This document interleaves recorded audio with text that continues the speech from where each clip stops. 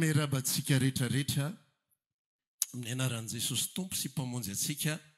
amin'ity andro anio ity izay mbola omen'ny Tompo atsika. Meraba an'izay tonga soamantsara eto atoerana. Meraba ihany koa izay manaraka amin'ny alalan'ny tambazotra maro isan-karazany fiadanan'ny Tompony amintsika. Amen. Androany isika dia mbola faly indray ifampizara aminao ny afatry ny Tompo anio. Melohany idirantsika mivaky teny dia iza no naheno, tsy voateriteto ianao tamin'ny larobia fa iza no naheno ny afatra tamin'ny larobia. Matsangan'ny tanana hoe ie, misy vitsivitsy maromaro dia androany isika itoya amin'izay afatra izay kanefa aza matahotra ianao izay tsy naheno fa ho tafiditra tsara ianao ao anatin'izany fa tsy ho sahirana ianao. Amen. Navara mba ho avadikitsika io baibolitsika io ao amin'ny boky anankiray izay tsy dia matetika loatra ny famakiana azy dia tsy inona izany fa ao amin'ny bokin'ny Jona.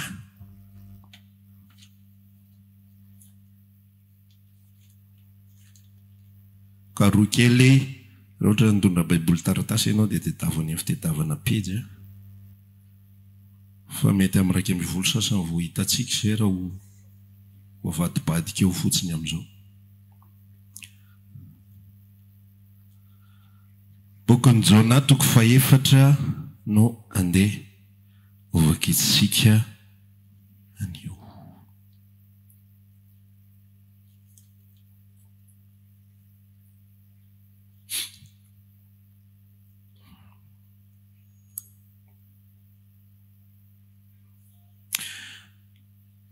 Andao vakitsika ny andin'ny fahatelo manomboka amin'ny andin'ny fahafolo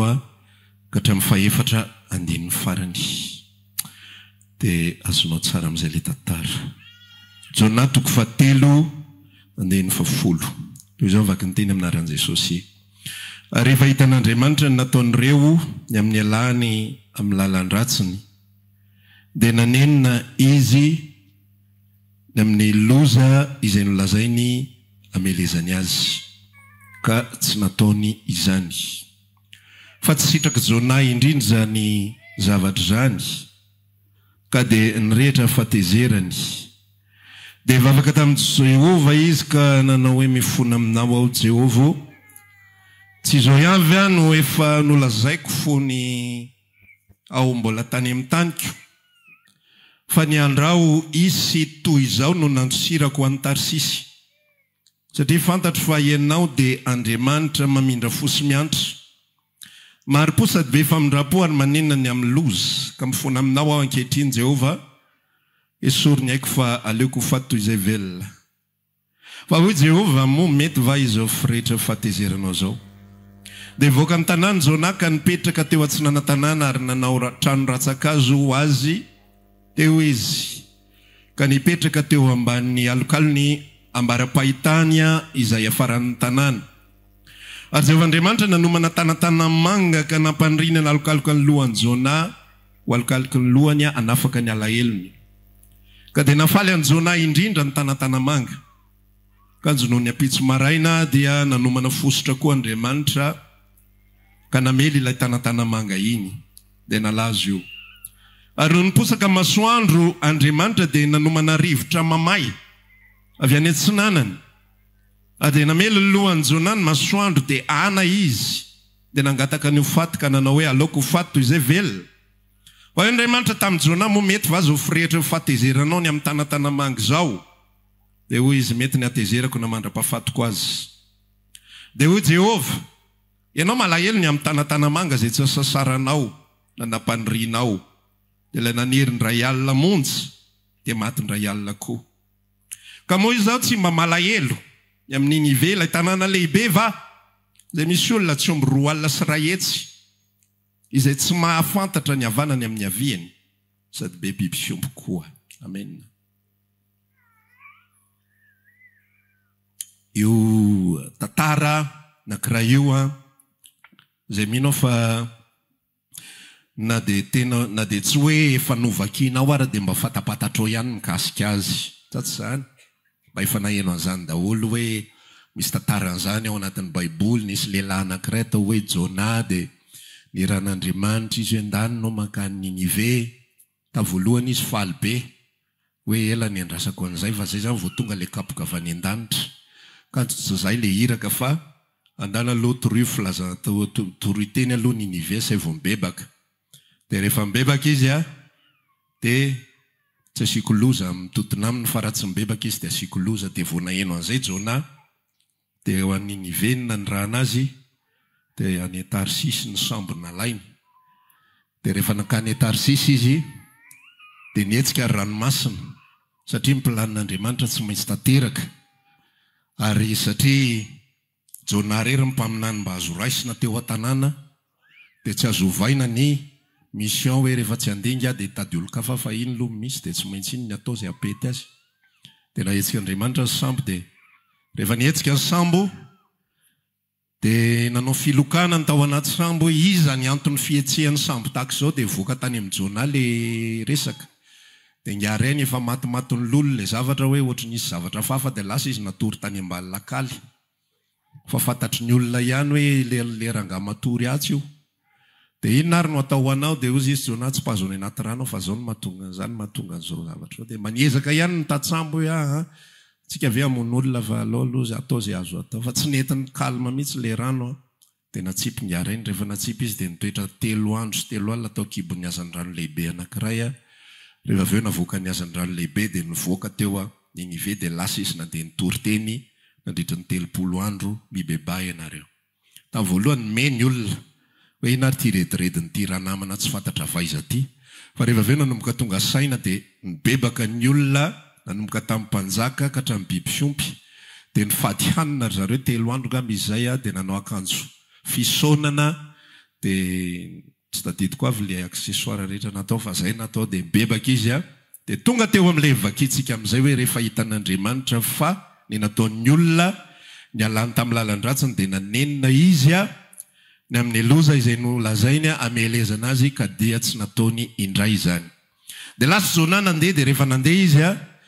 dia ozy izy hoe io mihitsy ny ary le efa lazaiko. Ianao nge fa fantatro hoe ianao maniraka hitory teny zavatra mba mahafinaritra be dia nefa le izy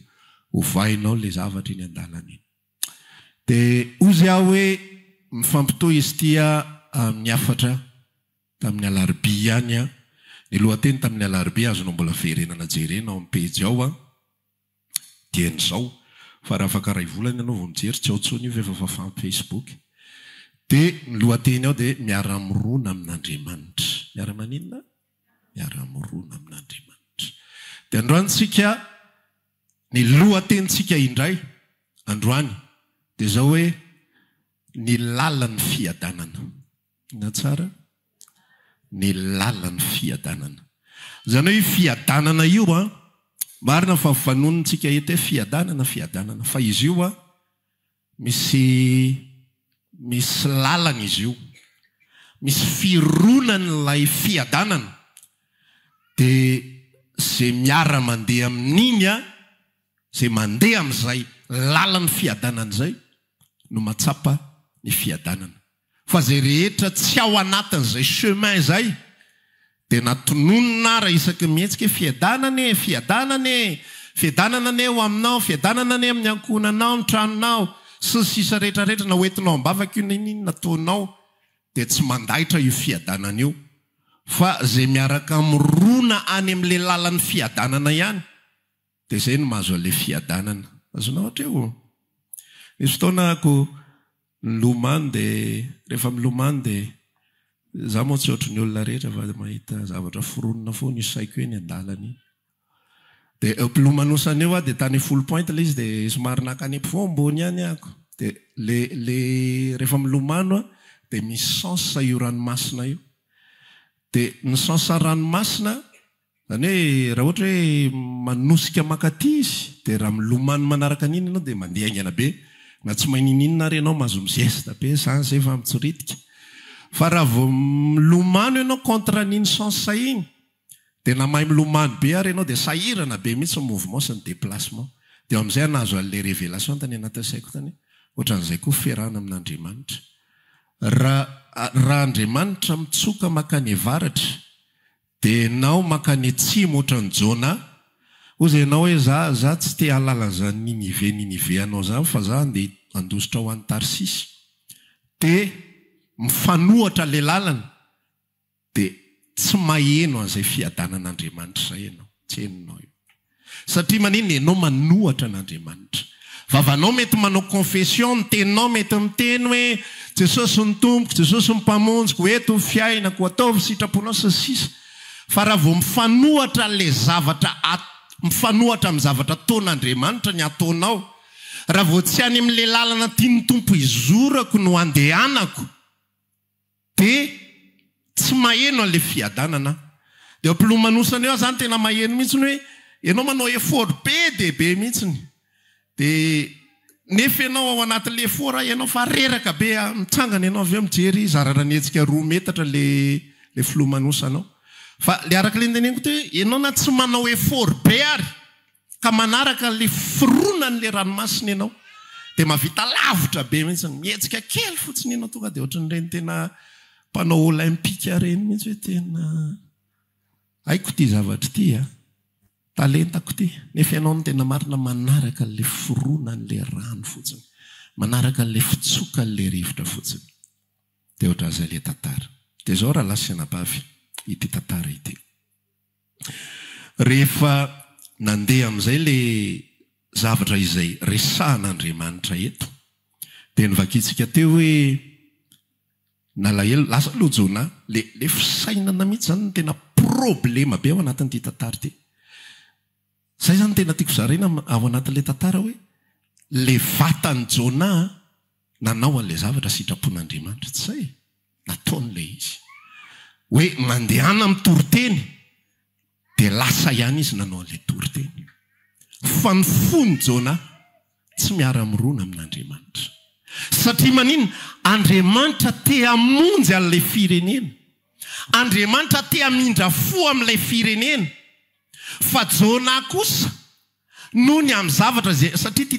tantara Ninive zany Ninive zany renivohitra Asiria le namabo ny tanànany Israely lay nandroba ny tempolin'Andriamanitra lay nangalatra ny ina moa ny anaran'ity izy ny meuble rehetrarehetra sy ny zavatra tsara rehetrarehetra fanaka volamena sy volafotsy rehetrarehetra tao an-tempoly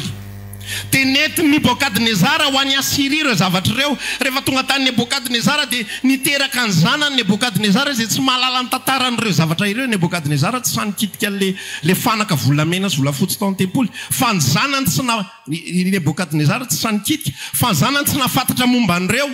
dia ina nataony zanany nalainy ny kapoaka volamena izay nobabony ny rainy dia nasiany divay dia nisotrony toka zany kapoaka volamena n'Andriamanitra dia zany ny ratra-po tao anatin'ny Jona zany zavatra mitranga zany no ratra tao anatin'ny Jona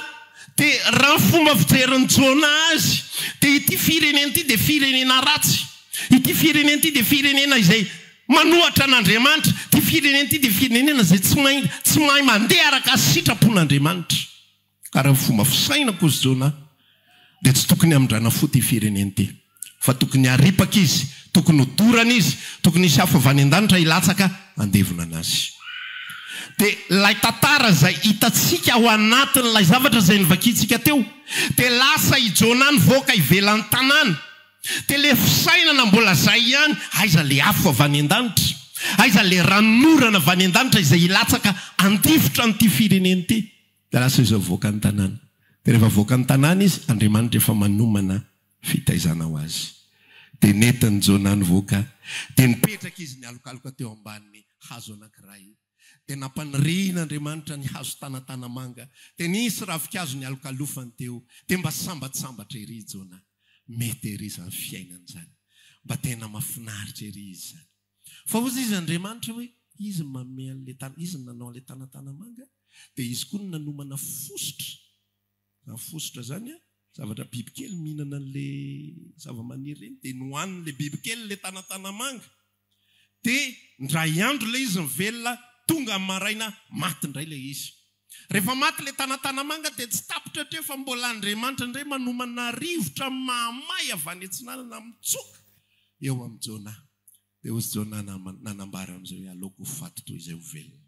Tena tezitra mihitsy aho. Inona matezitra anao ozy izy Andriamanitra, ilay tanatanamanga tena tsy matokololo Andriamanitra. Tanatanamanga tsy nambolenao ani iny, tsy nitondrahanao ani iny, tsy nikarakarainao indre mandeha akory inge iny. Ka inona mampalahelo anao ny amin'izay tanatanamanga? Ianao malahelo amin'ny zavatra kely tsy nataonao iny. Za malahelo an'ireto olona izay tsy omby 2 alina sy 1 hetsy, misy biby fiompy, misy zavatra. Tetavinao vonoina, tetavinao ho faty, tsy misy chance, tsy misy indra fo. Tetapitra hatreo. Mahitantara. Za androany te hizahana amintsika tsiraray avy izay miaraka eto. Ity Jona ity dia mpanompon'Andriamanitra, izy dia mpaminany. Fa ozy isika teo hoe ny fony Jona tsy miara mitepo amin'ny fon'Andriamanitra. Ny any anatin'ny Jona dia araka ny zavatra izay efa mifampizaraka ihany koa tamin'ny alarobia hoe ny intérêt an Jona, ny tombontsoa an Jona ihany zavatra lehibe aminy, ny confort ny Jona. Ozy izy niresaka hoe maninona ka iza tsy navelanao tany amin'ny taniko. Tsy aloha fa iza mipetraka tany amin'ny taniko ihany, ny lamina tsara tany. Za sainao makaty amin'ity tanàna ity izay efa nilafiko hoe za tsy te handeha ho any, te mbola hoentinao makany ihany ny fiainako. Te rehefa tonga any te mbola zavatra mampalahelo afoana ny ataonao, te tsy mamisy zavatra mahafinaritra mihitsy, te mbola asianao zavatra mahafinaritra kely tao amin'ny fiainako. Tena asianao fosotra ny ray avy eo. Te tsy vita fosotra fa mbola tsofinao rivotra mamaindray za avy any antsinanana. Ka tsy aleoko fe maty toy izay velona. Fa Andriamanitra mampianatra azy ny fomba fisainan'Andriamanitra. Ary ny fomba fisainan'Andriamanitra dia ao ireriany misy ny fiadanana. Zany no te hizara aminao, sady te ampafantatra antsika ny zavatra rehetrarehetra izay miseho amin'ny fiainantsika, fa misy fomba fijerintsika diso indraindray. Ny fomba fijerintsika diso indraindray dia izao: tsika mijery ny zava-misy ao anatin'ny fiainantsika, hitsarantsika hoe miaraka amintsika ve Andriamanitra. Ohatra tsotra zany zao hoe ozy izy ny olona rehefa mijery ny fiainana izy, mandeha tsara ny fiainana, mandeha tsara ny asa, boroborobo mivarotra. Tavoalohany nanana épicerie kely, misy entana tontoniny, afaka herintaona feno entana le trano, afaka 2 taona 3 taona dia nitombo ny isany, dia lasa grossiste, dia lasa oatra zao. Dia ozy izy ny olona hoe motahin'Andriamanitra izy. Ozy izy ny olona hoe miaraka amin'Andriamanitra le fiainana, mandeha araka sitrapon'Andriamanitra le fiainana. Matoa tonga aminay ny fitahiny, matoa tonga aminay ny fahombiazana, matoa zay salama tsara, dia mandeha araka sitrapon'Andriamanitra zany. Dia inverse mifamadika amin'izay ihany koa eritreretin'ny olona fa tsy mandeha araka sitrapon'Andriamanitra ny fiainan'ny olona anankiray. Raha ohatra ka manao asa izy dia tsy mahomby. Diny ihany le fiainana rahavavy, mandiny tena. Tenin'Andriamanitra milaza hoe zao dia zao dia zao. Tokony ho izao tsika fitahin'Andriamanitra mampanankarena. Tsy azo fisasarana piny zany. Mahatonga zany tsy tanteraka ao anatin'ny fiainanao. Misy zavatra tsy mety ao zay. Mila hibebahana, mila manolo tena misimisy kokoa, mila mandeha makany am-piangonana, mila manao rakitra bebe, ity lalana, ohatran'izao lalana.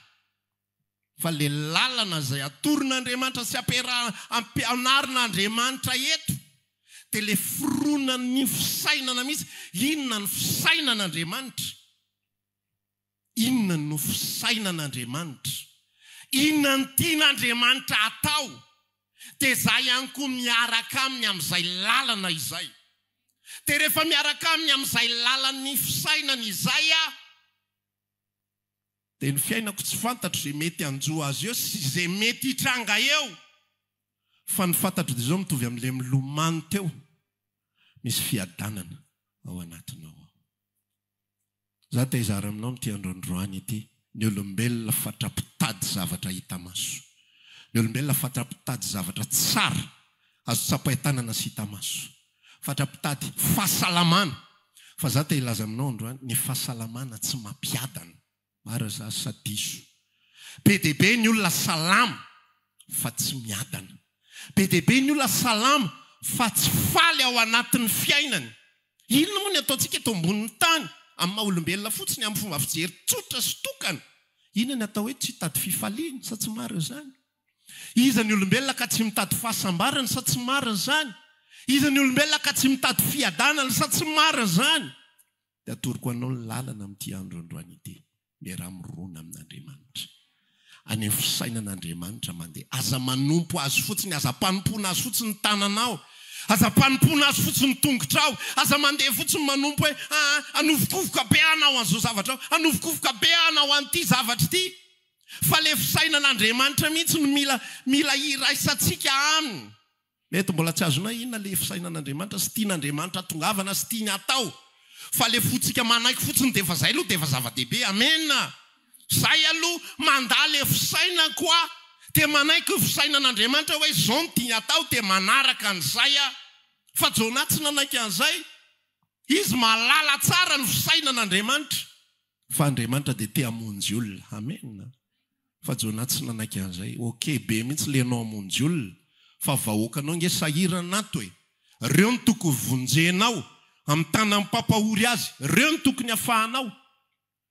Fa tsy zany olona tsy fantatra tsy nanompo anao hatr'izay nisiny zany ny andehanako hitoriana ny teny dia ho amin'ny bebako. Tsy nanaiky ny fisainan'ny Jona.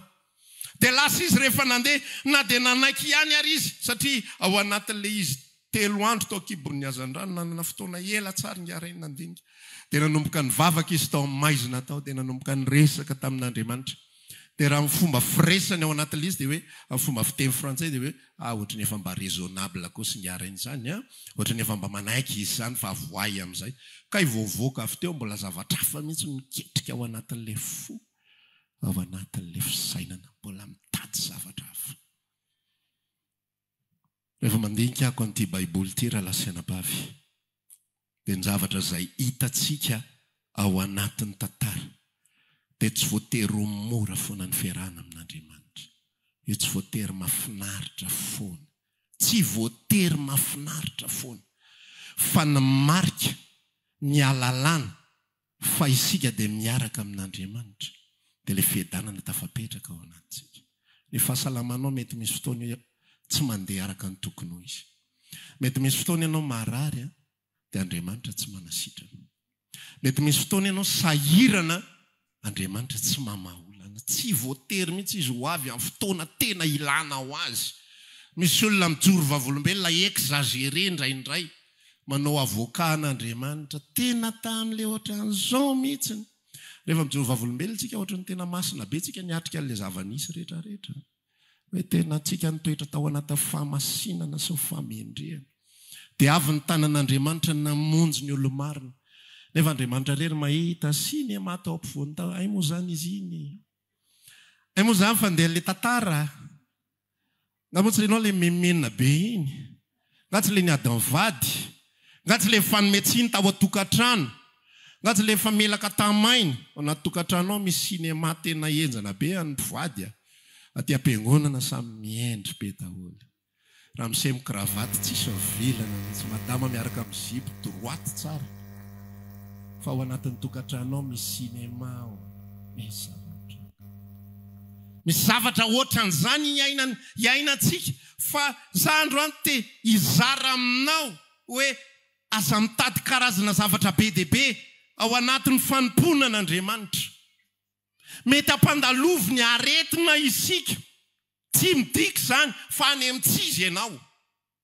Mety mandalo fasahirana na isika. Tsy midika zany fa any amin'tsizy ianao. Aza manamelo tenany amin'izany. Hozy ny ten'Andriamanitra manambara ny bokin'ny Romanina any hoe iza no anameloka atsika. Amin'izany ozy izy dia tsy misy fanamelohana ho an'izay ao amin'ny Kristy Jesosy. Aza atao manameloka anao ny zavatra mitranga sy ny zavatra miseho. Raha misy problema ianao, raha misy ny tokony hifonana sy bebana dia atao ilay izy. Fa rehefa tsisy aza sokirina. Matsiaro ny olona fahiny ako rehefa misy zavatra tsy mety ao anatin'ny tokantrano dia mampiantso an'ilay tsy tononoko ny anarany. Anao délivrance hiditra ao anatin'ny tranony ao. Fa rehefa tsy hitandry zareo, tonga dia forsena fotsiny hoe matonareo marary foana. Tena mitahiry odinareo raha marina. Fa raha vao tsy mahita ody izy ao anatin'ny tokantrano, asainy sokafana io gorodinao io. Ingao io izy fa ao no misy an'ilay ody. Tena nahaino azany mihitsy, ohatrany tsy dia fanaondrareo tsony izy taty aoriana fa mety matetetika tsy nahita angambany. Fa tamin'izany fotoana izany tany amin'ny 5 taona lasa 20 taona lasa. fa tena hatramin'ny rindrina eo saina goana ato misy an'izao ato misy an'izao karazana anina ohatran'izao io misy lolopaty zavaboary tsotra reny fa tsy izy aza lolopaty sy maninona zany mba sendra nisy nahita teny ambofasana fotsiny izy dia iny no omena tsiny sotoraham-bato vorondolo zavaboary tsotra reny raha makany aminao ka mahitanao miompy areny tsy anometsiny anao mihitsy azopina na izany no ny avava fiaramonina zary fiangonana vohosom-potaka ny olona misy zavatra tafapetraka azonao ve le zavatra tafapetraka ao anatin'ny fiainany olona ny olona zany dia zao rehefa miaraka amin'Andriamanitra dia io fiainana io tokony mety tokony milamina tsara io fiainana io tokony salama tsara nareo ny zanaka ao dia tokony zaza mahay tsara rehefa zaza maditra dia zany ve dia zanaka pastera ohatrany hoe nanoto pastera matoa maditra ny zanany misy ratsy manao sipany ambadika any io matoa maditra ny zanany Andriamanitra mihitsy matateraka an'ireny kapoka reny kapoka avy any an-danitra io vao mainka miampelera hoe matetika ara-sambany ianao miara-pitsapana toy izao daoka zava-tsara fa misy tiany ambara felaka tsara mihitsy zany tsy voatery ny zavatra mitranga ao anatin'ny fiainantsika dia misy zavatra tsy mety zay fa be dia be ny mpanompon'Andriamanitra niara zavatra tsy mety voaenjika voarora ozy izy Paoly enge miresaka hoe zahay tsy ampisakafo fa nahitan'izany afatra zany venary mampiseho ny tenanay izay ozy izy mpanompon'Andriamanitra amin'ny zavatra rehetrarehetra amin'ny tsy fampinkanina matetika amin'ny tsy fampitoromaso dia azavaiko hoe ina le tsy fampinkanina tena tsy manam-bola ividanan-kanina ary ina le tsy fampitoromaso tsy te atory akory fa le atoriana ny tsy misy simany ao mangatsika be lasa tsy mahita toro azy fahoriana mety mitranga ao anatin'ny fiainany zanak'Andriamanitra fa ao anatin'ny fahoriana izay iainantsika miara-mirona amin'Andriamanitra ve isika fa raha vao tsy miara-mirona amin'Andriamanitra ianao anatin'izay iainanao dia mandeha irery ianao dia rehefa mandeha irery ianao dia tsy misy fiadanana misy antony be matoa ny ambokiny Isaia 40 izy rehefa miresaka mikasika an' Jesosy dia ozy izy milaza hoe ny anarany atao hoe andriana ny fiadanana le prince de la paix zany hoe any amin'ny toerana izay misy an' Jesosy dia any no misy ny fiadanana tsy any amin'ny fahasalamana ny misy ny fiadanana ozy ny olona rehefa mangataka hoe me fahasalamana dia amin'izay amlamina fa fahasalamana ny problemako tena ananako ihany zao fa raha salama io ny tena tsy ahitako tsirony amin'ny fiainana tsy ny fahasalamana ny mahatonga ny olona tsy mahita tsirony amin'ny fiainana za tsy manam-bola fa raha manana raha miova situation anay raha mamisy lalana raha mamisy oatra zao misokatra dia milamina ny fiainako dia tsara ny fiainako za nge mba ohatran'izao ihany za nge mba mavita ohatran'izao ihany fa le lalana mihitsy ny tsy misy fa milazanao na omena ny olona ary ny zavatra rehetra raha vao mbola tsy miaraka mirona amin'Andriamanitra ny fony sy ny sainy ary fanahiny dia tsy miadana izy satria Jesosy rery no andriana ny fiadanana amen dia any amin'izay misy an' Jesosy dia any no misy ny fiadanana dia le misy an' Jesosy tsy voatery foana any amin'izay mahafinaritra izay misy an' Jesosy tsy voatery foana any le mety amin'ny vatana fa le tena mifanohatra amin'izay mihitsy ary ny milamina be le fiainana milamina be tao a Israely tamin'ny tantarany Jona fa tsy any no misy an'Andriamanitra Andriamanitra maniraka ny Jona mandeha any ianao makany Ninive fa any no misy rehefa mandeha ianao miaraka amiko makany Ninive miaraka andeha hitory ny teny isika za momba anao za mampiteny anao dia hitanao fa misy fitsarana dia misy fiadanana fa rehefa tsy zay ny narahany Jona fa ny didohany ihany le arak'le nyresahako aminao ny vatany manao zavatra ray fa ny fony Jona sy ny sainy Jona tsy ao anatin'izany dia inona ny zavatra mitranga vao mainka maty antoka aloha ihany nitsotsotra tany Israely tonga dia tsy nietsika ilo tsy azoko iny zavatra iny ina ny alehan'ny Tarsisy manina raha mijanona fotsiny mety nietrehitra angamba izy hoe le Ninive sy le Israely mety tsy dia fanalavitra ka mety ho batain'ny anjely izy ho ao fa aloha mandeha mandositra dia izay tsy isy voahelingelina tao fa tokony raha ny janona tao Jona dia mba lamindamina kokoa ny fiainany fa lasa izy sady mandeha ihany nefa fontsy ao anatin'ilay izy ina mety mitranga ao anatin'ny fiainantsika amin'izao fotoana izaho toetra ny fona misy fiadanana ve azavaiko indray le fiadanana fa misy tsy mahazo fiadanana indraindray misy olona mieritreritra fa fiadanana dia tsy fivakisan-doha za tena ampe mihitsy aka misy raha namana zay tany Antsirabe izy amin'io fiainany tsy mandeha amin'izay loany fa miresaka aminy ianao dia za paster tena miadana io tena miadana io fa fangaron'ny olona ny fiadanana sy ny tsy fivakisan-doha fa azavaiko aminao androany ina ny atao hoe fiadanana dia ina ny atao hoe tsy fivakisan-doha ny atao hoe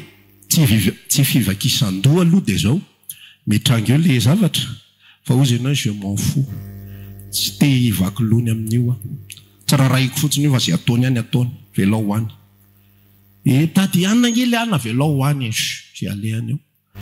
ny tsy fivakisan-doha sy famoizam-po no mifanakaikikaiky efa mamoy fo izy zay dia zay ataonareo mamony tena nge ihany alao faty any meo frera tsy manana efa zay le tsy mivaky-loha zay mamoy fo fa ny fiadanana ny alalanao ny fiadanana dia zao izy io avy amin'Andriamanitra amen dia zao ny alalanany hoe fiadanana io fa tsy fivakisan-doha rehefa miadana ny olona anankiray dia kalmany ao anatin'ny fony dia te hifandray amin'Andriamanitra izy mahazo plaisir izy miresaka amin'Andriamanitra dikan'izay raha ohatra ka mieritreritra ianao fa kalmany ao anatinao nefa ianao kambo hivavaka na mivavaka ianao dia azaotra Jesosy alleluia kambe ianao anao an'ilay izy tsy fivakisan-doha ny anaran'izay fa tsy fiadanana ny fiadanana kalmany ao anatin'ny fonao misy problema be dia be mamely mikapoka misy zavatra be dia be mitranga ao anatin'ny fiainana fa enony any anaty any tsy maninona izany mbola afaka misaotra ny tompo dia afaka mivavaka dia afaka mankasitraka zay ny resako androany hoe tsy le problema ao anatin'ny fiainantsika no olana fa aizany position atsika eninao ve ny fiadanam-po izay omeny ny tompo anao fa raha vo tsy eninao ny fiadanam-po izay omeny ny tompo dia tsy ao amin'ilay lalana ianao zay ny olona mety miatrika be ianao zany mety tena mandefitra amin'ny adalan'ny vadinao rehetrarehetra mampirafy izy dia andeferanao mamono izy andeferanao misotro toka izy andeferanao tsy mody izy raha tsy amin'ray maraina miezaka be mihitsy ianao fa vao misy zay miezaka be zay tsy ao amin'ilay izy ianao zay azonao ve le izy rehetra mantsika miezaka mankatony sitrapon'Andriamanitra miezaka tsika hoe izao zany ny voasoratra fitiavana mandefitra ny zavatra rehetra dia andeha andefitra ny zavatra rehetra zay dia efa mivotony any anaty foko any efa tezitra te amaly aho tena tiako atao be sira be mihitsy ty laoko ty zao na siko hanina kely mba le mamparary kibo kely tsy le mafaty fa le mba manananina kely fotsiny fa noho ny amin'i Jesosy dia alao kalmeko ny foko le foany anaty miotanotana mietsika fa noho ny amin'izay voasoratra dia lasa miezaka ihany manao an'ilay izy mbola ny amin'ny lalana tsy izy isika zay azonao ve le izy za zany androany te hizara mba patonga antsika tsiraray avy hijanona ao amin'ny lalan'ny fiadanana manana fiadanana maharitra miditra ao aminao ny vola dia manana fiadanana maharitra ianao amenna fa tsy hoe fahoriana be foana koa akory miaraka amin'i Jesosy dia raha vao tsy mihana fahoriana dia efa tsy matimaty lolo hoe so dia tsy ao indray ary aza misy fisainantsika mantsy noatra an'izay mihitsiny raha vao mahalanalana ny problema dia efa mailomailo indray hoe so dia mbo tsy izy ary aza alefaingana nira omeo fitsapana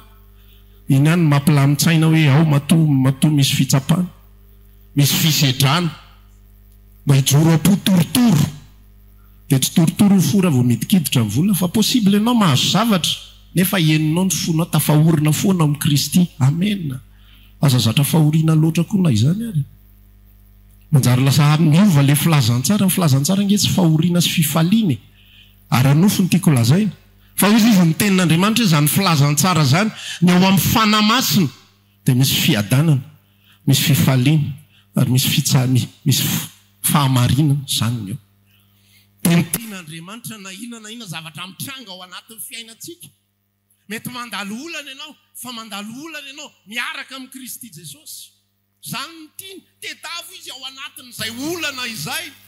Ao anatin'le problema tetavo izy, aiza ny forona ny sainao ao anatin'izao problema zao. Ato anatin'ity problema ity, inona ny tokony ho angatako, inona ny tokony ho entiko ambavaka. Ininy veve ny tokony ho entiko ambavaka. Fomba fiteny zany, efa tsisy nive zany tsozo. Ny ankohonako fe ny tokony ho entiko ambavaka. Matitra amin'ny vato, inona ny tokony ho ataoko, hivavaka ho azy fe aho. Sa tsy hivavaka ho azy. Sa sao dia vadin'le raha nasina pavy hafa mifampiresaka tamiko ireny ny tokony tolomiko. Dia rehefa hoentinao ambavaka le ankasitrahana Andriamanitra. Dia enina ny fiainana. Dia fana. Dia mitsara. Para vao le zavatra tianao foana ny sisiana. Dia eo le milomano le resantsika teo. Na rano manonja makanitsino ao izay hoe tsy tiako zany. Fa le avaritra tiako. Le zavatra efa tafapetraka mihitsy any anatin'ny saina. Ary ny saintsika rehefa mahazo zavatra ray dia ao foana. Na miteny ary ny tenin'Andriamanitra na hitoriana teny ary ianao eto ambavaka intelo dia oaka izay. Dia mahita lalana io sainao io anasisiana le sujet. Zany ny problemako amin'ny ankizy ampianarina hitory teny. Rehefa misy zavatra braky ao anaty saindry zareo, izay sujet raisiny izy menakavy, tsy maintsy hita foana lalana ampidirana an'iny zavatra ao an-tsaina. Ohatra hoe te hitantara izy zavatra nitranga tamin'ny herinandro. Nanitsaka fantsika ny pneu ny tomobile. Fa sujet io na fanamasina ary ahitany lalana foana ilazany hoe na nieto fanamasina nanitsaka fantsika le pneu na tomobile. Rehefa braky ny saitsika mitovy amin'ny jona any amin'ny nofotsika, any amin'izay izorany, tsy voatery zavatra ratsy. Androany tena te hizara mihitsy fandraindrayntsika diso ao anatin'le izy. Araka le resako teo hoe rehefa mety ny fiainana dia hoe ao amin'ny sitrapon'Andriamanitra zay. Rehefa tsy mety ny fiainana dia tsy ao amin'ny sitrapon'Andriamanitra zay. Rehefa miadana ianao dia ao amin'ny sitrapon'Andriamanitra ianao zay. Rehefa tsy miadana ianao tsy ao ianao zay. Rehefa faly ianao, matsiaro sambatra ianao, zany nge nambaran'i Jesosy eo Mateo 5, sambatra ny olona, nomeny ny lalam-pahasambarana be dia be. Ao anatin'io, sambatra ny atao hoe ohatra izao, sambatra ny atao hoe ohatra izao, sambatra ny toy izao. Ny alalana fa miaraka amin'Andriamanitra isika, dia tsy isika mivavaka be, tsy isika mamonjy fotoam-bavaka be dia be. Mety ny contraire an'izay ary no mety hitranga. Rehefa ohatra ka mamonjy fotoam-bavaka be dia be ianao nefa ny ao an-tokantrano tsy mandeha amin'izay loatra. Voaka maraina andeha hivavaka, dia hanompo aho, tady fiangonana misokatra foana ny atao raha. Efa andositra ilay ao an-tokantrano ny tena. Fa tsy hainao ny fiadanana. Tonga ny fiangonana godigodiny ao fotsiny. Mandeha ilay hira dia rehefa tonga amin'ilay ainao tsara dia rehefa amin'ilay tsy dia ainao dia andray sainao no varina. Manokatra sainao mihitsy ako androany mba tsy handalo fotsiny fiainantsika. Raha fiainantsika tsy fantatro fialava, mety mbola misy 20 taona ianao, 30, 20 tsy fantatro. Fa izay hidiana varotra be loatra. Alao taony amin'izay itiavany azy eo. Fa izay halavany eo, ndao mba laniana fiadanana zao. Andao laniana fifaliana zao. Aiza misy fiadanana dia aiza misy fifaliana. Ianao ny fisaina. Jesosy io atolotro ny fiainako. Anao tsy sitrapona. Tsy fantatritsika sitrapon'Andriamanitra foana. Fa ny zavatra mazava atao amin'ity tantara ny jona ity. Dia izy teo amin'ny jona. Rehefa mandalo zavatra ao anatin'ny fiainanao, aza maika angataka vanim-bavaka. Fa ny tokony hamaika antsika dia hanolotra ny fiainantsika tompo raha masoanao le sifotra mihinana ny tanatana manga keliko samy manan'izay mba nomeny tompo mantsy samy manana ny tanatana manga fa izy manome dia izy manaisotra ozy job zay izy any mandefa sifotra manomboka azoazonao an-tsaina zany dia ny eto fa rehefa eo ampelantanan'ny tompo ny fiainanao dia tsy ny tsara ihany no izy misy olona tsy manaiky an'iny hafatra iny diso zany lazay ny joba zany ka hoe tsy so ihany azontsika avy amin'Andriamanitra fa ny ratsy koa diso zany ka diso zany marina zany io Jona no manamarina an'ilay izy Andriamanitra manome tanatana manga dia Andriamanitra maniraka sifotra tsisy dia volo mihitsy nandroaka sifotra teo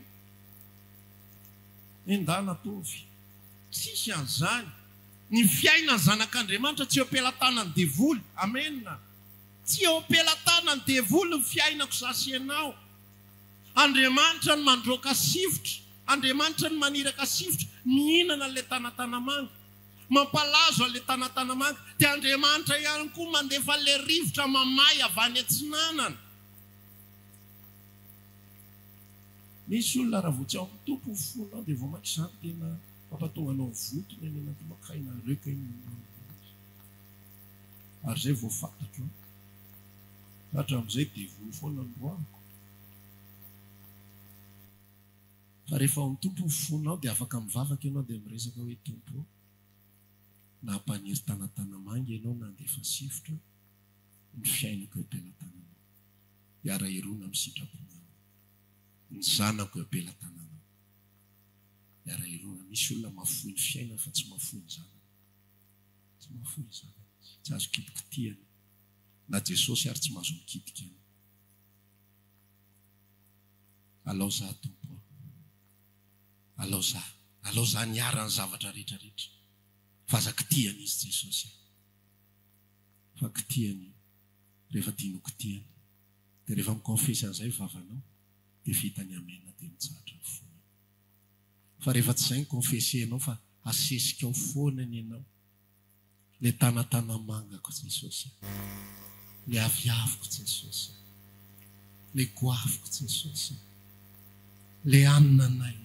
le fidiram-bolanay le piserianay le tomobilanay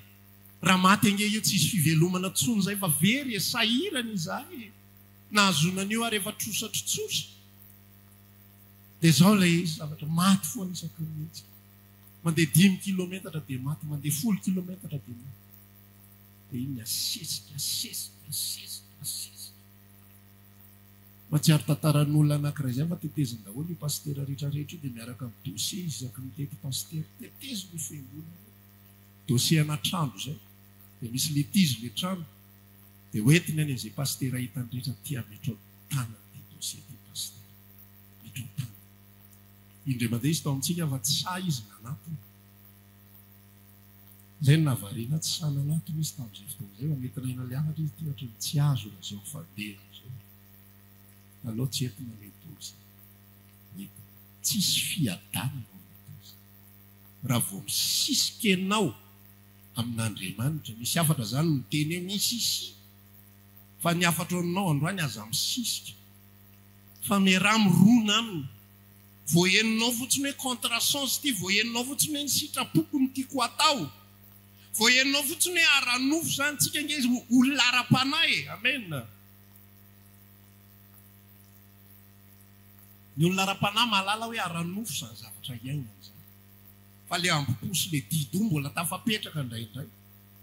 dia tsy tia halala tsotro zao eny aranofo fa ten'Andriamanitra koa milaza hoe anefa faniriny zay matahotra azy Jehova azay mba faniriko tompo dia manontany pastera aloha hoe fahotana ve zany pastera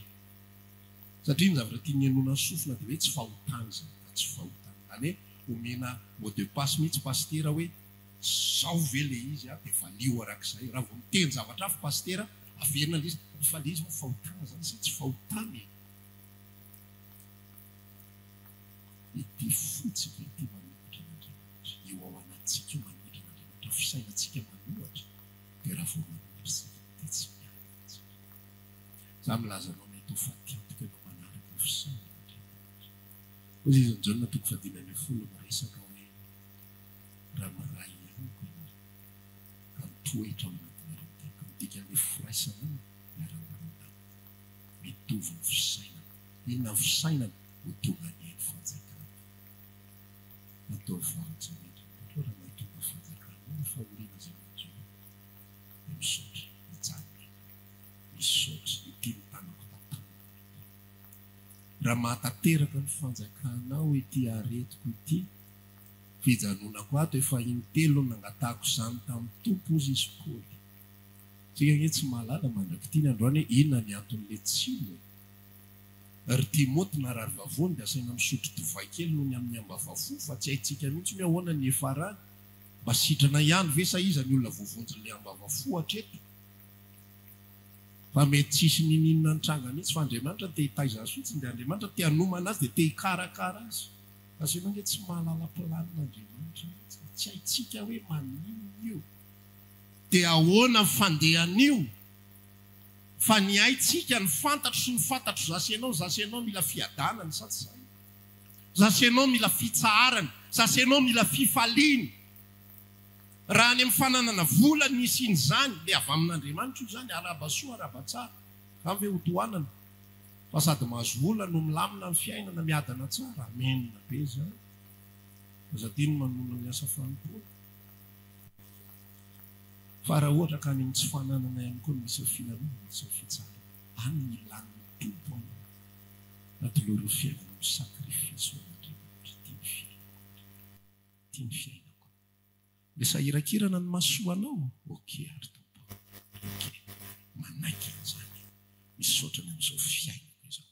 misaotrany amin'ity tanàna ity rehefa nentinao ambavaka le tanàna misy anao misy olona mpivazavaza misy olona mpanopa mpiteny ratsy raha mahiverse ianao dia indresy olo-manitra eto amin'ny firenena malotomolotra no misy ahy fa rehefa tsy esorin'Andriamanitra ianao nle firenena malotomolotra ianao mety mieritreritra raha mba alefa ny tompo any ivandry azo any ny olona tonga dia bonjour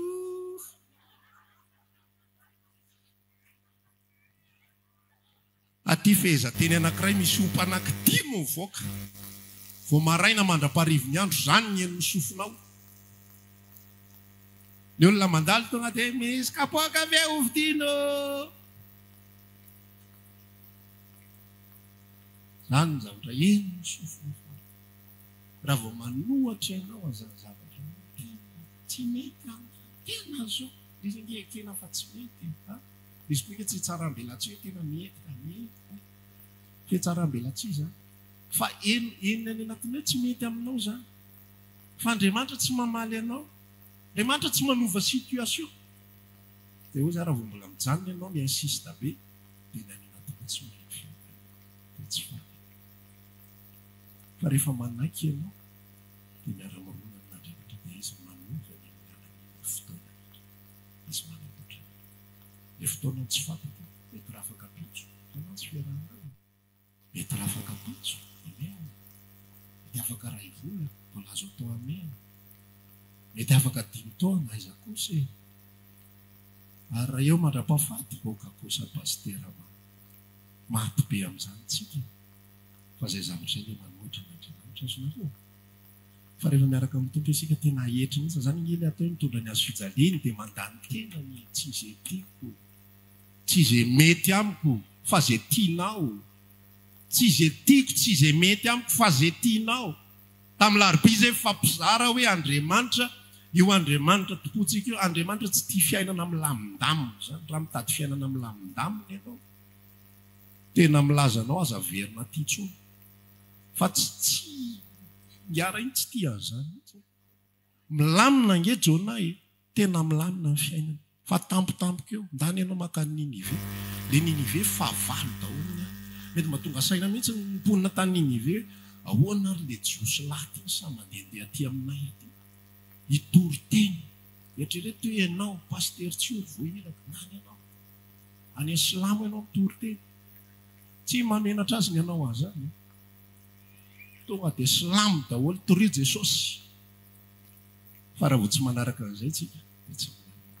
fa rehefa manaraka an'izay tsika mety samboriny zalahy dia tena mety tapaka hatramin'ny loha fa hatramin'ny segondra farany indrindra matsiaro ny tenin'ny Stefana izay miporahana fa tena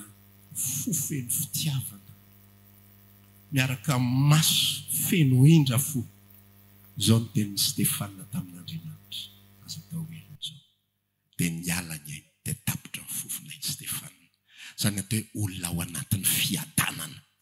zany atao hoe olona ao anaty fifaliana miaina ny mafy indrindra fa miaraka amin'ny Andriamanitra ka tsy alao ve miaina ny mafy miaraka amin'Andriamanitra toy izay mahazo zavatra be dia be nefa tsy eo Kristy ao an-tranonao feno verset biblika nefa ianao tsy miara-mirona amin'Andriamanitra akory izay tianao ihany ny ataonao izay mahafinaritra anao ihany ny ataonao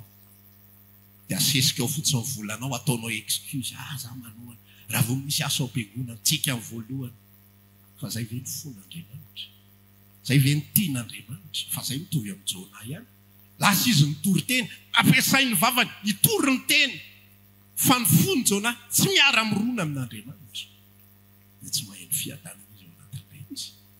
dia ahoana ny alalana tsy maheno fiadanana izy voatapitra le izy mbola tsy tonga ny tanatana mangasoa fosotra sy ny rivotra avy any antsinanana vao voaka ny tanàna izy dia zao ny vavany tamin'Andriamanitra Andriamanitra alao zaho faty zay le vakitsika teo Jona toko 4:1 Andriamanitra tsy efizaova ny lazaiko anao fony aho mbola tany amin'ny tany keo hoe ianao tsy hanao ninina amin'reto olona reto akory alao aho faty inona ny dikan'izany tsisy tsirom-piainana natao amin'ny Jona tsisy tsirom-piainana tsisy fifaliana tany anatin'ny fony tsisy fiadanana tany anatin'ny fony nefa manino Jona mpanompon'Andriamanitra Jona mpaminany Jona iraka Andriamanitra fa ny fony Jona tsy miara-mitepony amin'ny en'Andriamanitra fa efa manana zavatra mibahany izy ao anatiny dia tsinona fa ny amin'ny fireneny ratsy ve le mba te hiany fireneny aloha sao dia ratsy zany alohany ratsy ve le mba tia ny fireneny le mba tia ny azy tsara nge zany tena mety zany fa tsy hany ny fon'Andriamanitra azonao le izy tsy hoe mety le izy dia hany ny fon'Andriamanitra tsy hoe tsara le izy dia hany ny fon'Andriamanitra tsy hoe araka ny eritreretanao azy dia ohatran'izao ny fomba fieritreretako azy dia hany ny fon'Andriamanitra fa zay indrindra ny elantsika miaino mihitsy miaino zay ny atao hoe zanak'Andriamanitra zay ny tenin'i Jesosy niondrika dia miaino ny feoko izy tsy miaino ny feo ny fahavalo izy tsy miaino ny feo amin'ny filany izy tsy miaino ny fitaraina ny fireneny fa izy miaino ny feo an'Andriamanitra na misy firenena tsy tianao ohatra na karazana olona tsy tianao zasainao aloha tsy tokony ho karazana ohatran'izay amen tsika tokony tiany olon-drehetra rehefa ao amin'ny Kristy tsisy an'izany tsy tiako zany tsy izy azaty tsy mitovitovy aminay dia tsy tiako zany fa na izy io na iza na ahoana io na ahoana na eninao ary nilazany ilay olona ohatra zao eto amin'ity firenena malagasy ity mantsy misy fifangaroaroana foko be dia be mihitsy dia misy karazana foko tena le mafana raha be reny dia misy kalikalima dia fanohatra tsy dia mety miara tsy dia tiako loatra le olona loatra zao tsy dia tiako loatra tsisy an'izany ao amin'ny Kristy fa rehefa amin'ny Kristy tsika dia iray dia rehefa amin'ny Kristy tsika dia miara-mirona daholy miara-mirona manaraka le mpiandriondry fotsiny mandeha izy dia any amin'ny gauche dia any daholy manaraka any amin'ny droite dia any daholy indray manaraka dia any amin'iny lalana andehanana iny any misy fiadanana amen fa vao misitaka ianao dia misy fahoriana ny anatin'izany ny vola mety miditra fa eninao tsy ampeny ao anatinao dia rehefa eninao zay zavatra indana miazakazaka any amin'ny tompo aingana dia miresah Jesosy io tafiditra ny vola fa ao anatin'ny foko tsy milamina Jesosy tsy ao amin'ny lalanao Jesosy io salama tsara izay mihinan-kafy misaotrany amin'izany fa tsy milamina ny ato mivavaka dia tsy alaizy tompo mivavaka dia tsy hitako sy tenenina Jesosy miantory tena dia lasa miesona nefa taloha maheratra be foana ary rehefa miesona ianao dia mitory teny amin'izay no menao tsy ny nazy ngeleva tamin'ny anina ihany ny averiny temba manao recherche na zavatra hafa mihitsy efa famarinana ianao fa tsy ao amin'ilay chemin intsony fa rehefa ao amin'ny chemin ianao na inona eninao sy hitanao mahatsiarovako an'ilay paster anankiray izay zaho ozy na mijery an'io sezy io ary dia afaka miresaka amiko amin'ny alalan'izay ny tompo tsy haiko loha hoe inona hoe raha mijery an'io avy dia hoe fa ny Jehovah nitazy izay rehetra ao aminy ve ny tenenin'ny tompo amiko sa ahoana fa zay fomba firesana fa zay le izy nizaniza mitory eo na ina enony sofinao na ahoana rehefa dans le chemin ianao rehefa ao amin'ny lalan'ny Kristy ianao dia enao ny famangin'ny tompo fa rehefa tsy ao amin'ny lalan'ny Kristy ianao na mahazo zavatra tsara indrindra ianao na mitoetra ho andapy ianao na maninona ny fiainanao na maninona fa enonao fa tsy faly ianao satria ianao olon'i Kristy ary mety indrindra aminao dia ao amin'ny Kristy na fahoriana io na fanenjehana na fananana io na tsy fananana amin'ny zavatra rehetrarehetra hozy Paoly mampiseho ny tenana io mpanompon'Andriamanitra izay enjehana izay fa tsy mampaninona anay izany fa rehefa tsy ao amin'ny lalan'i Kristy tsika rehefa enjehantsika mavesatra be amintsika izany zavatra kely dia efa mavesatra aretina kely dia efa mampametram-panontaniana za ty moa izany dia tsy mba ho salama mihitsy dia tsy maintsy misy indro kely foana moa izany ilay fiainana ry Jesosy dia misy fitarainana ohatran'izany dia rehefa tsisy fitarainana dia mamorona fitarainana mamorona problema mamorona ady ohatra ny Israely tsisy tongolo aty efa tsy hitantsony izay dina varotra aiza koa nisy olona hiady varotra hoe tsisy tongolo ilay loka za aloha mbola tsy nahita an'izany hoe zay ve niala edivako ny vadiko hoe le lokanareo tsisy tongolo mihitsy za ve tsy fila ambanina ngamba voatoraka sotro be fa le ao anaty efa tsy miara-mirona n'Andriamanitra hatramin'ny voalohany azonao reo ilay tantara voavoaka ny tany Egipta dia efa hoe singe te hijanona ny Egipta any ny fiainanay milamina any ny mapety anay fa le lala fiadanana zay omena ao anay désert be tany ay tsisy afa-tsy fasika ny eo amin'ilay izy mafana be 40 degré amin'ny alina moins 20 degré moins 20 degré amin'ny alina 40 degré amin'ny atoandro matika hafanana amin'ny atoandro matika atsika amin'ny alina tsisy rano sotroina sy ny sisa fa rehefa miaraka amin'Andriamanitra ny olona ao anatin'izany fahoriana zany izy mahita fifaliana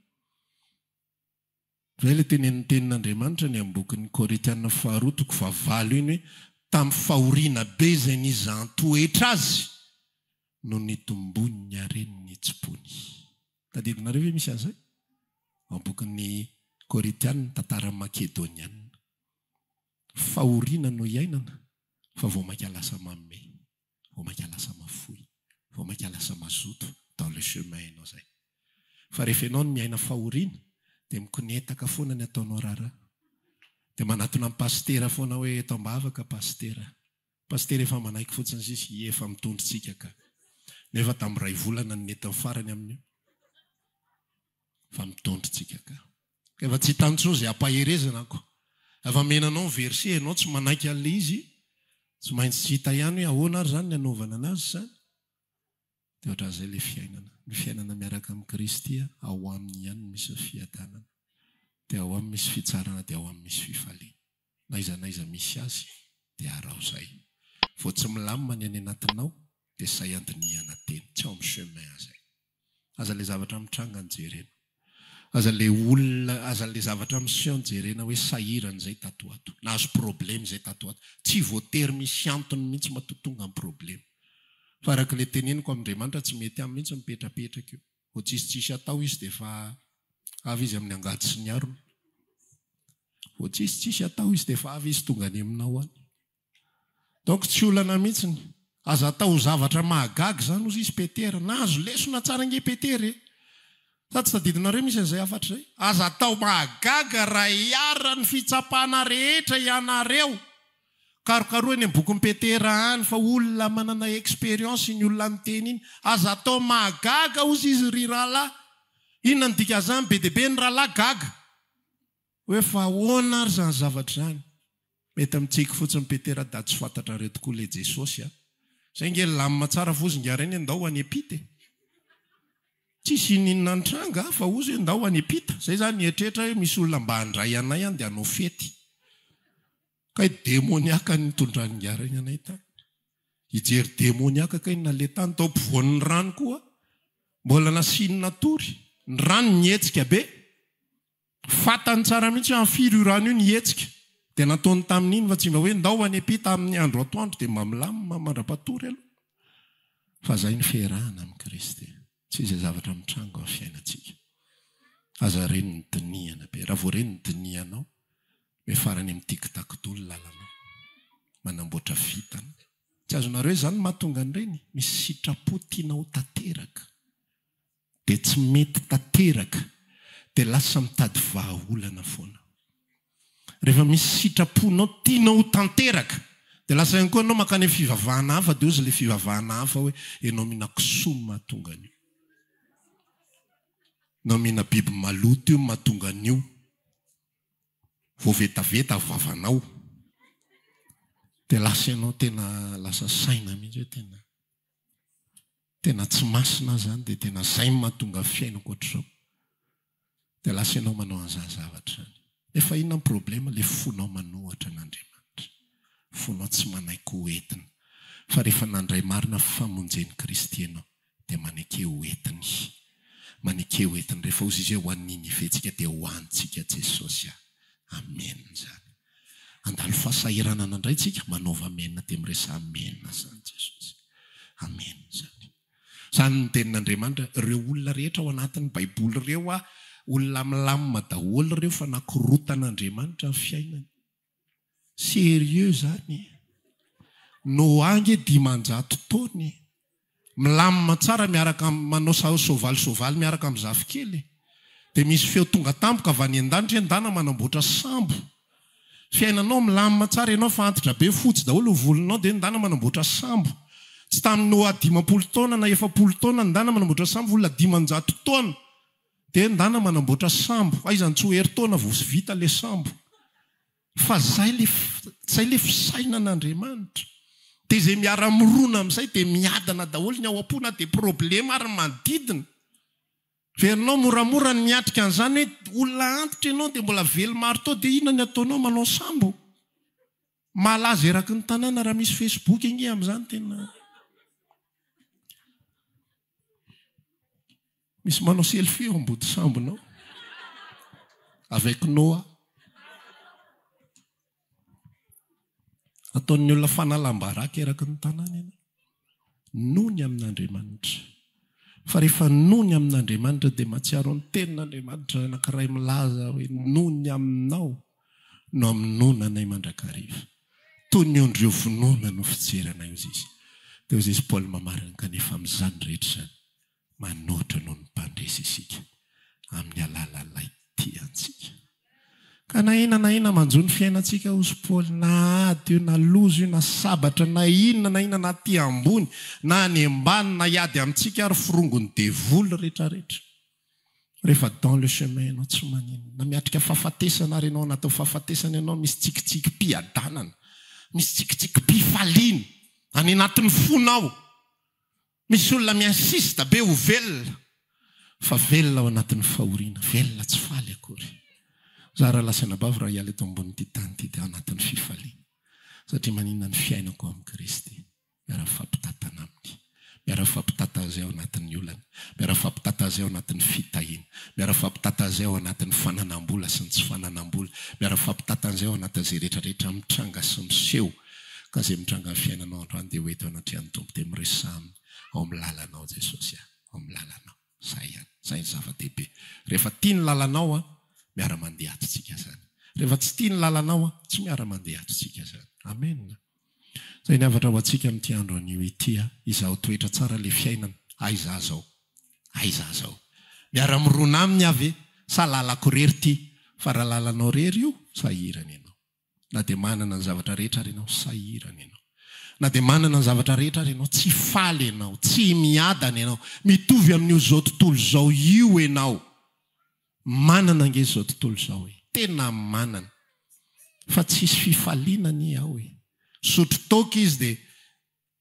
le tsy manana no mitsiritra le izy tanao ny olona mpisotro toka zany dia le tsy manana moyen fa le nosy be sy anina reny no ananana dia reny tsy ritra be mihitsy hoe raha mba tsika misotro areny toka lafo be reny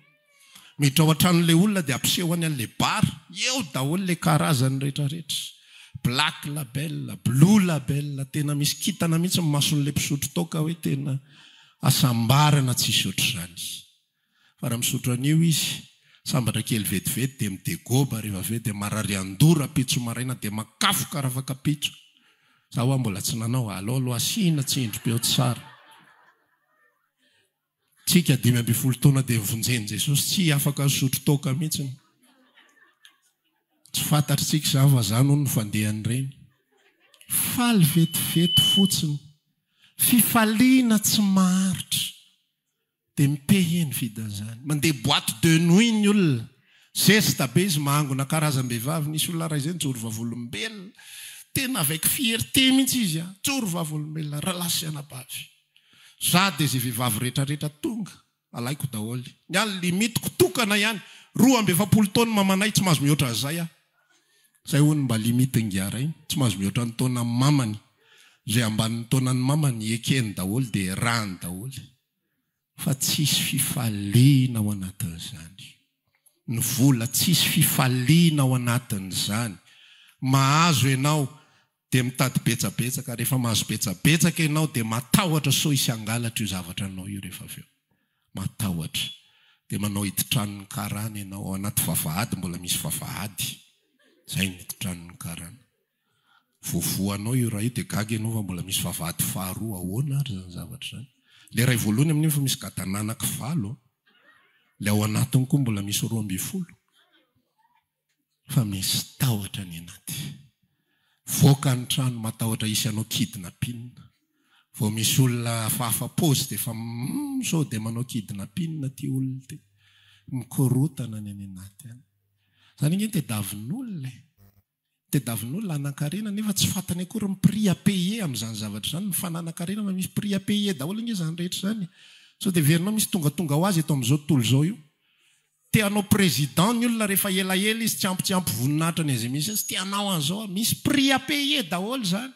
misy concession zany zany zavatra rehetrarehetra zany dia zany hoe fiainana iainantsika tsy aloha miaraka amin'ny Kristy miara-miaritra amin'ny vetivety dia miara-manambonina aminy mandrakizay ary le fiarahana miaritra amin'ny vetivety ao anatin'ny fiadanana tanteraka misy maratra ny vatanao fa miadana ianao ny olona indray malaelony aminao fa maninona ianao ny ohatr'izao hoe za tsy maninona zany ka nareo sahirana mieritreritra fa za nge milaminy faly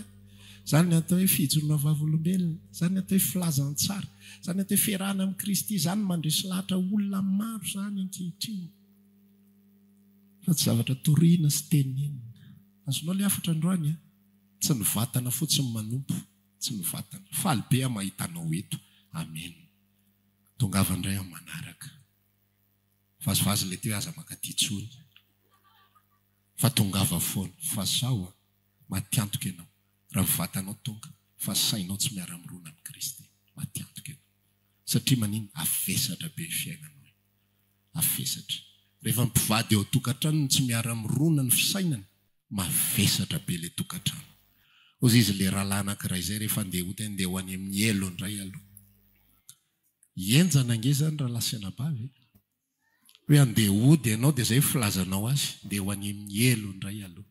any ivelany izy maka plezira dia rehefa andeha hody an'izay andeha ho any amin'ny elo satria maniny tsy miara-mirona le fisainana aloha fisainana miara-mirona na dia maty ary na dia lasa loka ary ny akomana tody zay moa le fomba filaza azy mikotrika tody hoe rehefa vivady mitovy fisainana hony dia anepatana ny efaran'ny any ambilany ny efaran'ny akoho mikotrika fa aloha le akoho mikotrika ny lasa ny ambilany toy izay tsy miray saina tsy miray fofa mafy be io dia ohatran'izay koa fiarahana amin'ny Kristy alao hitranga zay hitranga rehefa mpivady nge na mafy takin'ina ary manjoa mbola le mpivady mifanohanao fampitatana foantsika neny mirehatra mihitsy fony rahalahy mahino azany kay le vady mbola manoana fa tsy hoe tony tsy aninina ianao fa mafy manjoanao mbola mahazo vavy ohatran'izany fa tena tanteraka ty tenen'ny Jona ty aleoko ho faty Jehova ny efa nolazaiko fa rehefa ny fony miara-mirona na tsisy ininao raha anatin'ny tokantranao dia ianao misy fifaliana misy fiadanana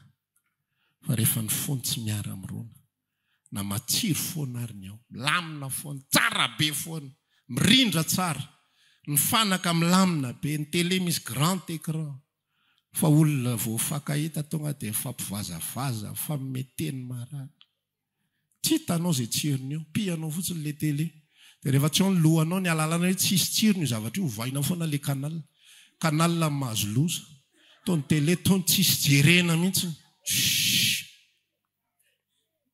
nefa ny anao ny tsy ao amin'ny fiadanana azonao ve le izy